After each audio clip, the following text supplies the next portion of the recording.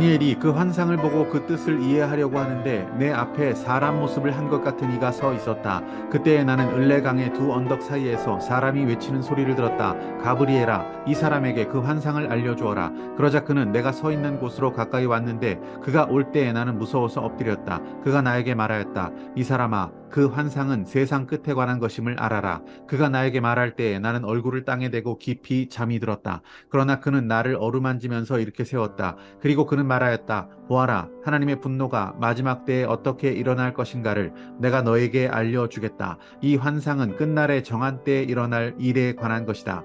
네가 본 숫 양의 두 뿔은 메대와 페르시아의 왕들이다. 그 숫 염소는 그리스 왕이고 눈 사이에 있던 큰 뿔은 그 첫째 왕이다. 그 뿔이 꺾이고 그 자리에서 생긴 네 뿔은 그 나라가 분열되어 일어날 네 나라다. 그 네 나라의 힘은 첫 번째 나라와 같지는 않을 것이다. 그들의 통치가 종말에 이를 때, 그들의 죄악이 극도에 이를 때 뻔뻔스런 임금, 흉계에 능숙한 임금이 일어날 것이다. 그는 힘이 점점 세워질 터인데 그 힘은 제 힘이 아니다. 그가 놀라운 힘으로 파괴하고 하는 일마다 형통하며 강한 사람과 거룩한 백성을 파멸시킬 것이다. 그는 음흉하여서 매사에 속이는 데 능숙하고 마음이 방자하여서 평화롭게 사는 사람을 많이 죽이며 만왕의 왕을 대적할 것이다. 그러나 사람이 손을 대지 않아도 그는 끝내 망할 것이다.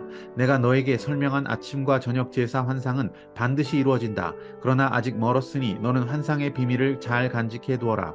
그때 나 다니엘은 몹시 지쳐서 여러 날 동안을 알았다. 얼마 뒤에 일어나서 왕이 맡긴 일을 계속하였으나 내가 본 그 환상 때문에 나는 몹시 놀랐고 그 뜻을 이해하지 못하였다.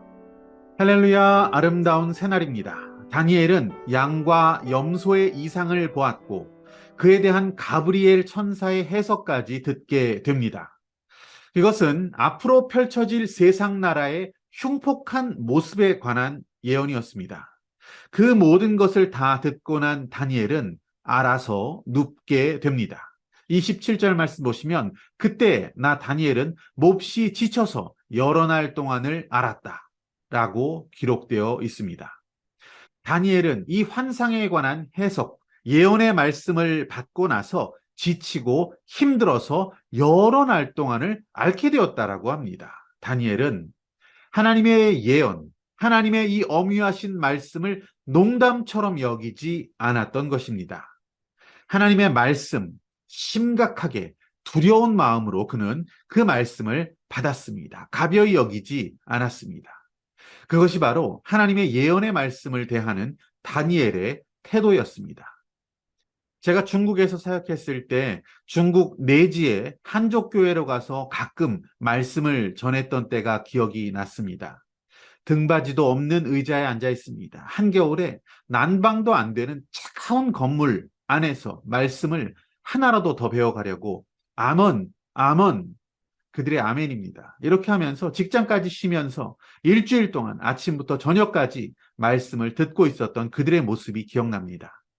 그들은 떠나갈 때마다 다시 오라고 몇 번이나 확인하고 다짐했던 그런 말씀의 열정이 있었던 자들이었습니다. 과연 우리는 말씀을 어떻게 대하고 있습니까? 피리를 불어도 춤추지 않고 애곡을 해도 울지 않는 세대는 혹시 아닙니까? 감동이 사라진 세대, 하나님의 말씀을 마음으로 받지 않는 세대, 하나님의 말씀을 받는 다니엘의 이 진지한 자세는 오늘 우리의 신앙을 돌아보게 합니다. 다니엘은 그렇게 수일을 앓고 나서 다시 일어나서 자신의 일을 감당했다라고 기록합니다. 말씀을 깊이 깨닫고 우리가 해야 할 일은 다른 특별한 일이 아닙니다. 우리의 삶의 자리에서 우리가 감당해야 할 일들을 성실히 최선을 다해서 주님의 영광을 위해서 감당하는 것입니다. 다니엘은 세상 나라에서도 탁월한 자였지만 하나님의 말씀과 그 영원한 나라를 신실하게 살아갔던 사람이었습니다. 그것이 바로 말씀을 깊이 깨달은 자, 평범한 것 같으나 비범한 삶의 모습을 보여주었던 다니엘의 삶이었습니다. 오늘 붙드신 하나님 말씀과 믿음의 결단은 무엇입니까?